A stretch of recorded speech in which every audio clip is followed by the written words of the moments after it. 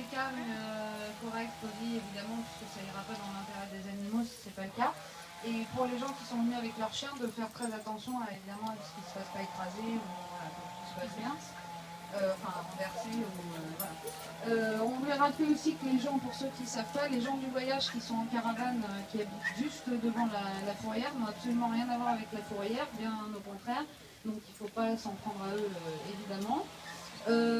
Pour ceux qui ne s'y sont pas encore inscrits, il y a un collectif citoyen qui a été créé, vous pouvez vous inscrire à l'adresse mail, donc c'est citoyens au pluriel et animaux @yahoo.fr pour essayer de faire la lumière notamment sur cette histoire et aussi pour tous les animaux, même pour ce qui n'a rien à voir avec cette histoire. Voilà.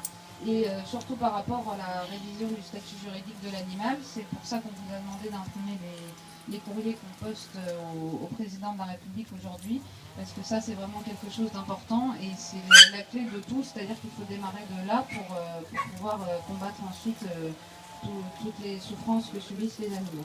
Voilà, on vous remercie et je laisse la parole à Marie. Moi j'ai juste envie de vous dire merci, merci beaucoup. Merci de votre ambition, de votre courage, de votre investissement. Et puis donc là on va démarrer la marche. Et n'oubliez surtout pas l'ouverture de la marche qui parle justement, elle vient de le dire Audrey, demandons la révision du statut juridique de l'animal. C'est-à-dire on traite le problème au fond. Si on règle ça, on règle tout. C'est pas gagné, mais on est là justement pour demander avec ces lettres. On va généraliser la lettre, on va sensibiliser au fait tous les citoyens français, parce qu'on est quand même un pays qui est puissant dans le monde, qui fait partie du G7, et on ne trouve pas ça normal que la France n'a toujours pas révisé le statut juridique de l'animal depuis 1904. Voilà, je vous remercie, et donc on va démarrer, je pense. À l'original, un intégriste animaliste et je ne suis pas misanthrope. Je m'appelle un grand, fier de redevenir ce qu'il a toujours été. Là. C'est bon, vous pouvez lâcher. Mes amis, vous qui savez toutes les horreurs que l'on prend soin de nous cacher. Vous qui avez vu tant de fois ces images qui vous empêchent de dormir, restez debout, ne perdez pas courage. Car même si nous n'aurons peut-être pas la chance de voir le monde changer de notre vivant, un jour l'homme se réveillera. Continuez à vous battre, ne vous arrêtez jamais.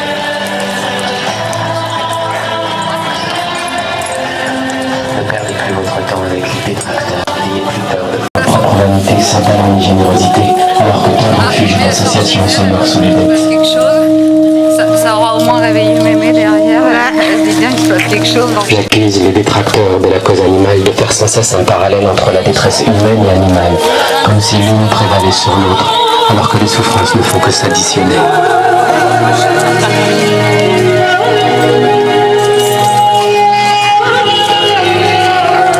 Je les accuse de ne rien faire du tout, ni pour l'une ni pour l'autre, excepté se complaire dans une moralisation déplacée et tellement facile.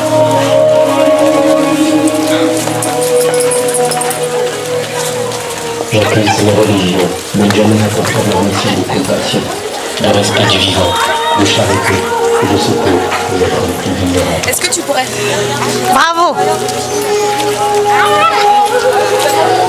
Je ne suis pas un éliminé, un original, un intégriste animaliste et je ne suis pas misanthrope.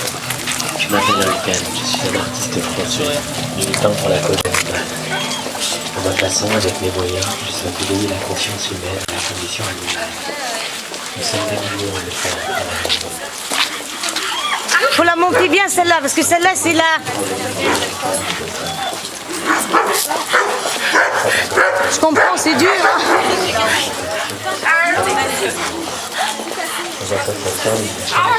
Celle-là, j'ai pas trop envie de la prendre en photo, mais ouais.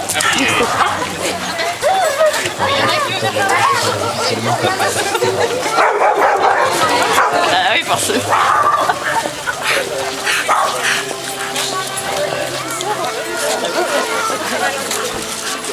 Tirez-la un peu juste pour la prendre en photo. est dure celle-là. Juste derrière la droite. C'est bon. Vous pouvez lâcher.